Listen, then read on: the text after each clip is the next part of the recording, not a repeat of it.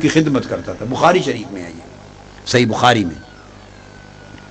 تو آقا علیہ السلام نے پوچھا وہ بچہ یہودی آیا کرتا تھا تو وہ نہیں آیا ایک دو دنوں سے. تو صحابہ کرام نے عرض کیا یا رسول اللہ صلی اللہ علیہ وآلہ وسلم وہ بیمار ہے کافی زیادہ اس لیے نہیں آیا.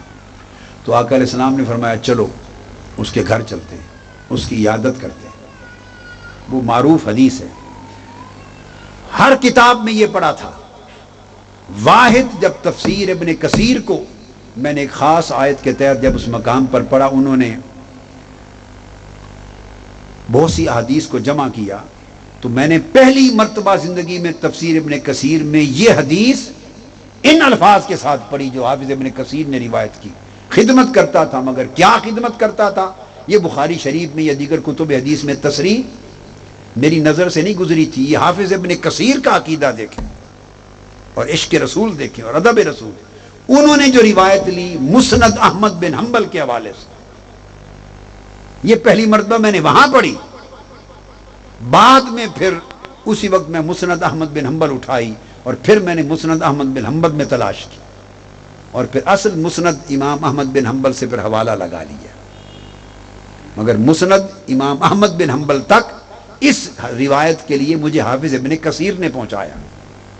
انہوں نے لکھا، اس روایت کو لیا حافظ ابن کثیر نے، اور بھی لے سکتے تھے. انہوں نے لیا کہ وہ جو یہودی لڑکا خدمت کرتا تھا وہ کرتا کیا تھا، حضور کے وضو کے لیے لوٹے بھرتا اور مجلس میں حضور کے جوڑے نالین اٹھا کے گود میں رکھتا تھا، حضور کے جوڑے اٹھاتا تھا. خدمت یہ تھی کہ حضور کے جوڑے اٹھاتا تھا، نالین مصطفیٰ اٹھاتا تھا. جب اتار دیتے تو اٹھا لیتا نالین مصطفیٰ. جب آقا علیہ السلام مجلس سے اٹھ کے جانے لگتے تو حضور کو پہنا دیتا جوڑے.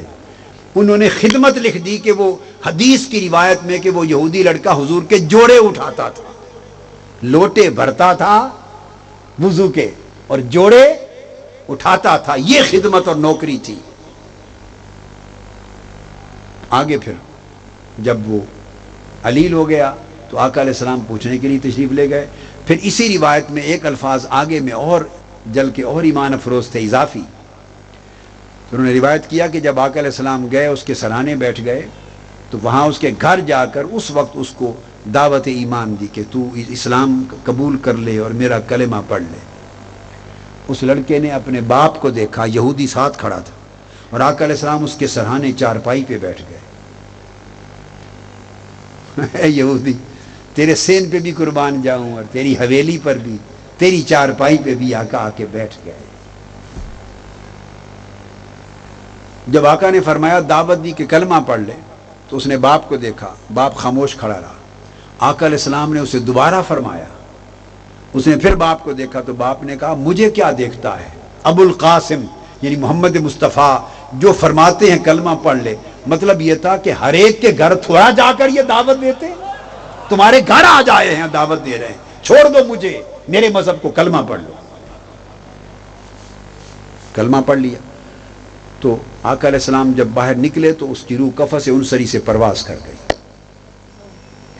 تو آقا علیہ السلام جب نکلے تو حدیث کے الفاظ ہیں دروازے سے نکلے تو نکلتے ہوئے یہ فرماتے، صحابہ کرام کو فرماتے جا رہے تھے اس اللہ کا شکر ہے جس نے میرے صدقے سے، یہ الفاظ ہیں، انقذہ اللہ من النار بی، جس اللہ نے میرے صدقے سے، میرے وسیلے سے اس کو دوزخ سے نکال دیا اور دوزخ سے بچا دیا. تو آقا علیہ السلام نے خود اپنے وسیلے کا دوزخ سے نکل کے بچ جانے کے اوپر اپنے وسیلے کا، اپنے صدقے کا کہ میرے صدقے سے اس کو دوزخ سے بچا لیا، اپنی زبان مبارک سے لفظ استعمال کیا. حافظ ابن کثیر بہت عقیدے والے ہیں. اسی طرح یہ روایت بھی میں نے زندگی میں پہلی بار شیخ الحدیث صاحب اور مفتی صاحب تفسیر ابن کثیر میں پڑھی، پھر میں نے اصل کتاب نکالی. وہ بخاری شریف کی، مسلم شریف کی حدیث جو کثرت کے ساتھ آئی ہے.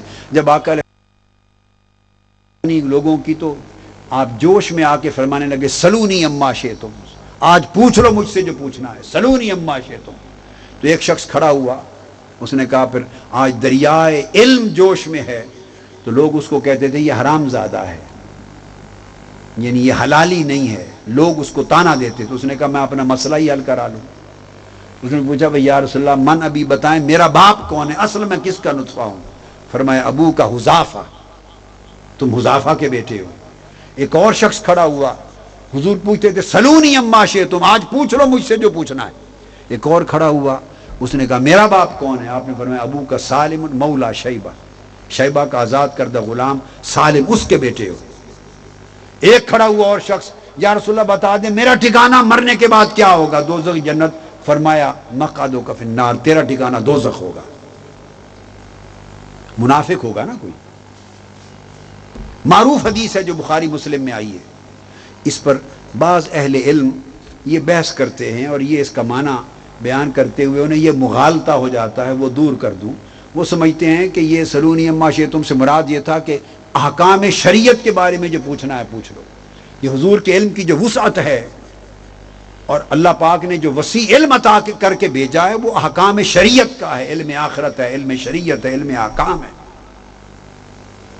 یہ ایک اختراع ہے، من گھڑت تصور ہے جو حدیث میں نہیں ہے معاذ اللہ، بلکہ حدیث پر الزام ہے. اس لیے کہ آگے دیکھیں کہ صحابہ نے سوال کیا کیے ہیں. اگر تو سوال کیے ہیں شریعت کے مسئلے پوچھے ہیں تو پھر تو یہ بات درست لگتی ہے. وہ تو پوچھ رہے ہیں کہ میں نطفہ کس کا ہوں، کوئی پوچھ رہا ہے میرا اصل باپ کون ہے، کوئی پوچھ رہا ہے مرنے کے بعد ٹھکانہ کیا ہوگا. یہ احکام شریعت پوچھے جا رہے ہیں. اگر آقا علیہ السلام کا فرمانا سلونی اما شئتم احکام شریعت سے متعلق ہوتا تو آپ اس کو وہیں روک دیتے. مجھے کیا پتا کہ تمہاری ماں نے تمہیں حرام طریقے سے لیا یا حلال طریقے سے، یہ تو علم غیب کی بات ہے، مجھے کیا پتا. دوسرے کو بھی کہہ دیتے یہ تو غیب کا مسئلہ ہے، مجھے کیا پتا. مرنے کے بعد تم کیا پتا کہ موت سے پہلے تم مومن ہو جاؤ یا کافر ہو جاؤ یا کیا رہو، مجھے کیا پتا. یہ تینوں سوال امور غیب سے متعلق تھے. آقا علیہ السلام انٹرٹین ہی نہ کرتے، رد کر دیتے. تینوں انٹرٹین کیے. اس کا مطلب یہ ہوا کہ جب فرما رہے تھے سلونی اما شئتم، وہ احکام شریعت کے لیے نہیں تھا، وہ مراد یہ تھی کہ ازل سے ابد تک جو سوال کرنا چاہو اور آج جو پوچھنا چاہو میں تمہیں بتا دیتا ہوں.